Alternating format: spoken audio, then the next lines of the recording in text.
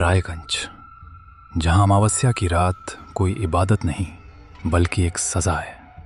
यहाँ की हवाओं में फूलों की खुशबू नहीं बल्कि एक ऐसा राज दफन है जिसे गांव के बड़े बुजुर्गों ने अपनी खामोशी से सींच रखा है। आज फिर वही काली रात है और आज फिर रायगंज की दहलीजों पर मौत दस्तक देने वाली है। सूरज ढलने को था और उसके साथ ही रायगंज के लोगों की हिम्मत भी जवाब दे रही थी। हर चेहरे पर एक अनकहा खौफ लिखा था। सिर्फ आधा घंटा बचा है। कल्लू, देख कोई बाहर ना रह जाए। पिछली बार की गलती दोबारा नहीं होनी चाहिए। मुखिया जी, पिछले महीने वो जो परदेसी शहर से आया था उसका अब तक कुछ पता नहीं चला।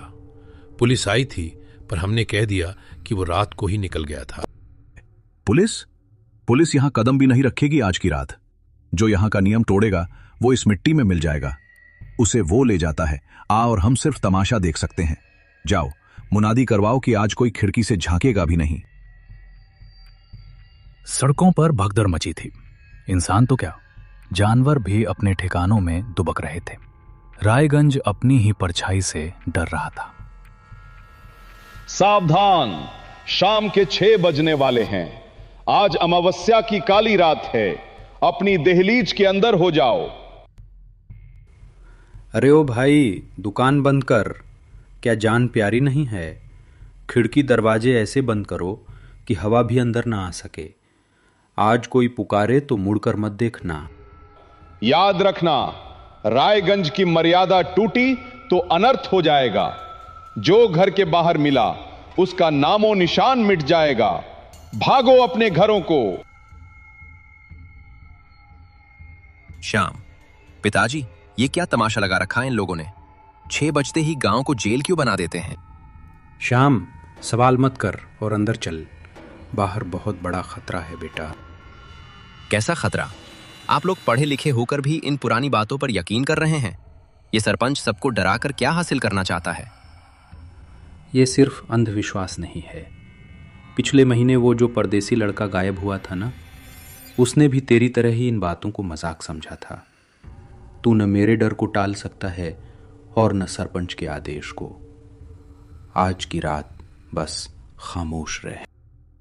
श्याम अपने पिता की आंखों में खौफ देखकर खामोश हो जाता है और अंदर कमरे में चला जाता है।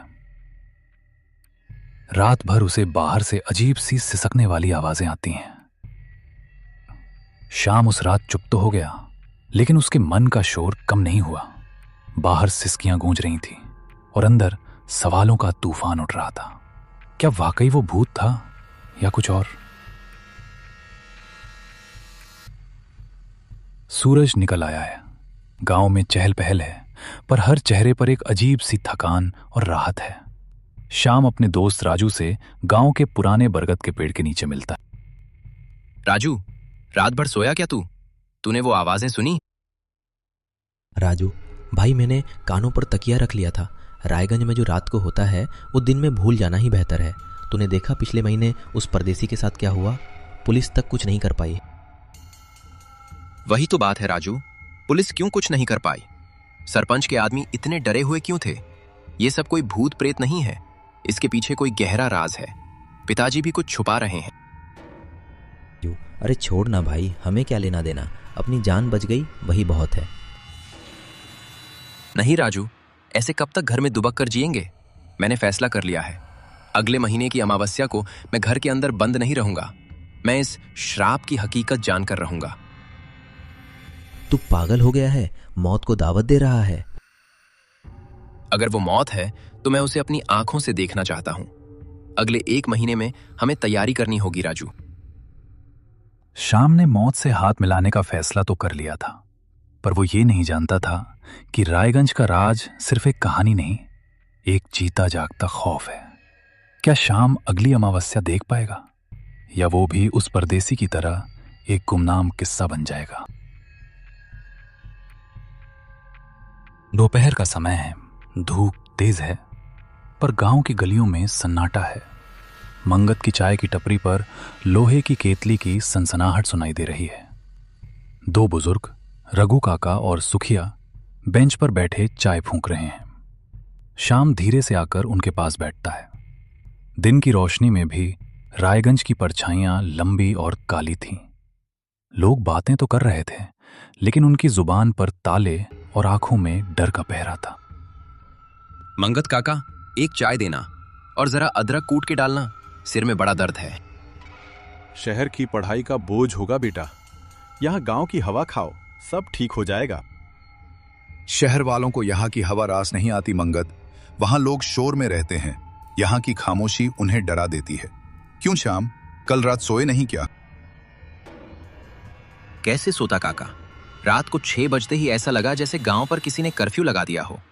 और वो आवाजें, अजीब सी सिसकियां। आप लोग इतने सालों से यहां हैं, क्या आपको ये सब सामान्य लगता है? सामान्य? बेटा, रायगंज में सामान्य शब्द बरसों पहले मर चुका है। यहां रातें हमारी नहीं होती।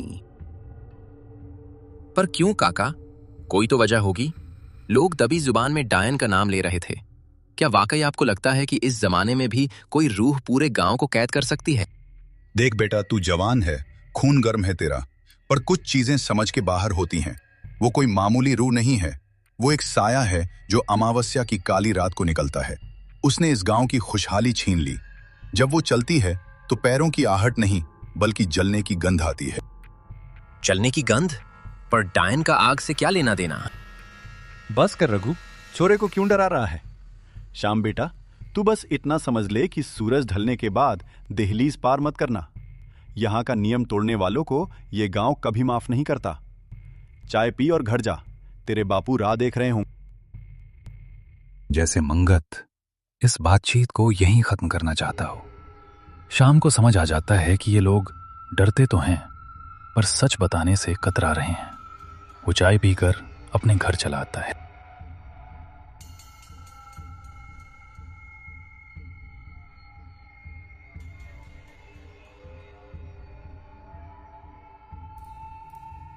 अंधेरा गहरा हो रहा था और उसके साथ ही वो राज भी जो हरी काका के सीने में बरसों से दफन था। वो राज जो बाहर आने के लिए तड़प रहा था।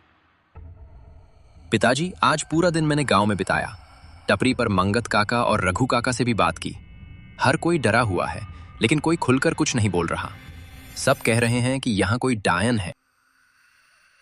जो सुना है उसे सच मान ले श्याम, और अपनी जिज्ञासा को इस घर की दीवारों के अंदर ही दफन कर दे। कैसे मान लूं पिताजी? आप तो शहर में रहे हैं, आपने मुझे पढ़ाया लिखाया। आप भी इन अंधविश्वासों को मान रहे हैं? लोग कह रहे हैं वो डायन हर अमावस्या को आती है। आखिर 40 साल से ऐसा क्या हो रहा है जिसे पूरा गांव देख रहा है, पर बोल कोई नहीं रहा? 40 साल? हाँ श्याम, 40 साल से रायगंज ने चैन की नींद नहीं ली। वो आती है, मैंने खुद उसकी पायल की छन छन सुनी है, और वो भयानक सिसकियां भी। वो हवा में नहीं चलती, वो गांव की गलियों में अपना हक मांगने आती है। हक? कैसा हक? पिताजी, आप कुछ छुपा रहे हैं। आपके चेहरे का डर बता रहा है कि ये सिर्फ कोई कहानी नहीं है। क्या आपने उसे देखा है? वो कौन थी? क्या वो इसी गांव की थी? मैंने कहा ना, वो एक डायन का साया है जिसने इस मिट्टी को श्राप दिया है। वो क्यों आई, कैसे आई, ये पूछने वाले आज इस गांव में नहीं हैं। बस इतना जान ले कि वो एक आग है जो बुझती नहीं। अब रात गहरी हो रही है, जा अपने कमरे में और किवाड़ मजबूती से बंद कर ले। हरी काका के जाने के बाद शाम गुस्से और उलझन में खड़ा होता है। वो घर के पिछले दरवाजे से बाहर निकलता है। रात गहरी हो चुकी है, लेकिन अभी अमावस्या नहीं है, इसलिए वो बाहर निकल सकता है। वो गांव के उस कोने की तरफ जाता है जहां बूढ़ा चौकीदार दीनू रहता है। पिता की खामोशी ने श्याम के इरादों को और पक्का कर दिया था। उसे पता था कि घर की चारदीवारी के अंदर झूठ पलता है और सच हमेशा बाहर अंधेरे में इंतजार करता है। उसे एक ही शख्स याद आया जो उस वक्त भी जागता था जब पूरा गांव सो रहा होता था, दीनू काका। दीनू अपनी छोटी सी कोठरी के बाहर आग ताप रहा है। दीनू काका, पिताजी कुछ नहीं बता रहे। आप तो सब जानते हैं। कौन थी वो? वो डायन नहीं थी बाबू, वो तो फूलों जैसी शांत लड़की थी, सबसे अलग, सबसे दूर उस सरहद की कुटिया में रहती थी। बस उसकी खामोशी ही उसका गुनाह बन गई। लोग कहते थे वो अपनी काली बिल्ली से बातें करती है, जादू टोना करती है, पर वो तो बस अकेली थी। फिर उस रात क्या हुआ काका? सब लोग उस आग की बात क्यों कर रहे हैं? वो अमावस्या की ही रात थी। अचानक उसकी कुटिया से लपटें उठने लगी। आग इतनी तेज थी कि आसमान लाल हो गया था। उस बेचारी की चीखें पूरे रायगंज में गूंज रही थी। वो चिल्ला रही थी, बचाओ, कोई दरवाज़ा खोलो, मुझे बाहर निकालो। मैं चौकीदार था बाबू, मैं चिल्लाया। मैंने लोगों के दरवाजे पीटे, मैंने गुहार लगाई कि चलो उसे बचाते हैं। पर जानते हो क्या हुआ? पूरे रायगंज में एक भी दरवाज़ा नहीं खुला।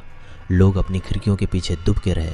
किसी ने कुंडी नहीं खोली, किसी ने एक लोटा पानी तक नहीं फेंका। पर क्यों? कोई तो बाहर आता। सबको डर था बाबू। सरपंच ने और गांव के बड़ों ने सबको डरा रखा था कि जो उसकी मदद करेगा डायन का साया उस पर भी पड़ जाएगा। लोग अपने घरों के अंदर कान बंद करके बैठ गए और बाहर वो लड़की जिंदा जलती रही। वो दरवाज़ा पीटती रही, गिड़गिड़ाती रही, जब तक उसकी आवाज़ राख नहीं बन गई। उस रात रायगंज के लोगों ने अपना दरवाज़ा नहीं बल्कि अपना ज़मीर बंद कर लिया था। दीनू अचानक चुप हो जाता है। शाम हक्का वक्का रह जाता है। शाम दीनू के पास से वापस अपने घर आता है।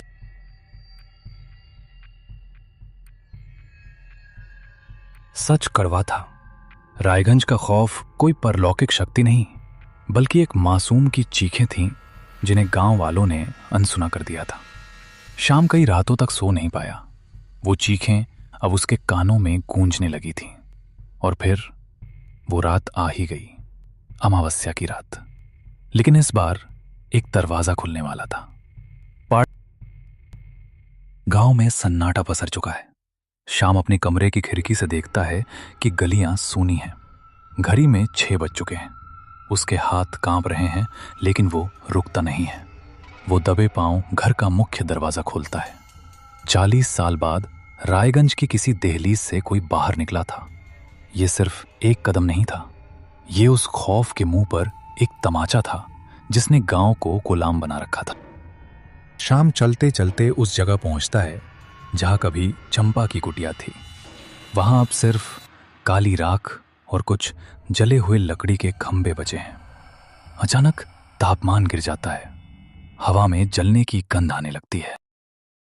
चांद की रोशनी में एक धुंधली सी आकृति दिखाई देती है। एक लड़की जिसके कपड़े फटे और जले हुए हैं, वो रो रही है। हवा ठहर गई थी। सिसकियों की आवाज अब कानों में नहीं, रूह में गूंज रही थी। वो सामने थी, रायगंज का पाप जो आज भी जल रहा था। शंपा, मैं जानता हूं तुम यहां हो। मैं यहां तुम्हें डराने नहीं, बल्कि तुम्हें सुनने आया हूं। मुझे सब पता चल गया है। उस रात किसी ने दरवाजा नहीं खोला था।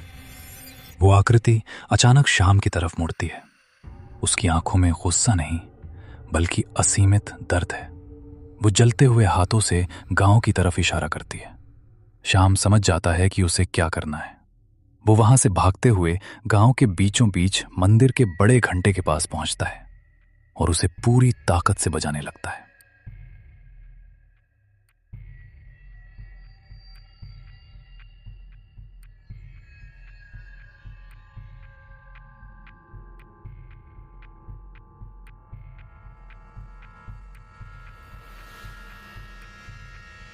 लगता है टन टन टन।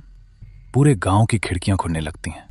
लोग डर और हैरानी से बाहर झांकते हैं। सरपंच और हरी काका भी दौड़ कर आते हैं।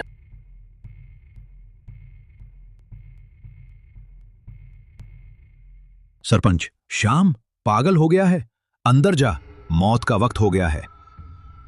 नहीं, ये मौत नहीं, सच का वक्त है। बाहर आइए सब। देखिए उसे जिसे आप डायन कहते हैं। वो डायन नहीं है, वो हमारा पाप है जो 40 साल से जल रहा है। लोग धीरे धीरे डरते हुए अपने घरों से बाहर आने लगते हैं। शाम उस साए की तरफ इशारा करता है जो अब मंदिर के चबूतरे के पास खड़ी है। टॉर्च की रोशनी में लोग चंपा का चेहरा देखते हैं, वही बेबस लड़की जिसे उन्होंने जलते छोड़ दिया था। उस रात मंदिर का घंटा भगवान को जगाने के लिए नहीं, बल्कि इंसानों के सोए हुए ज़मीर को जगाने के लिए बजा था। हमें माफ कर दे बेटी, हम कायर थे, डर ने हमें अंधा कर दिया था। हमने तुझे तड़पते देखा और दरवाजे बंद कर लिए। हमें लगा पाप खत्म हो गया, पर पाप तो उस दिन शुरू हुआ था। पूरा गांव एक स्वर में माफी मांगने लगता है। चंपा का साया, जो पहले भयानक लग रहा था, अब धीरे धीरे शांत और चमकदार होने लगता है। उसके चेहरे पर पहली बार एक सुकून भरी मुस्कान आती है। वो हवा में विलीन होने लगती है और पीछे छोड़ जाती है सिर्फ एक ठंडी ताजा हवा का झोंका। रायगंज की हवाओं से आज जलने की गंध गायब थी। उस रात दरवाजे सिर्फ घरों के नहीं, लोगों के दिलों के भी खुले थे। चंपा को मुक्ति मिल गई थी और रायगंज को अपनी इंसानियत। ये कहानी हमें सिखाती है कि असली डर भूतों से नहीं, बल्कि इंसान की चुप्पी और कायरता से पैदा होता है।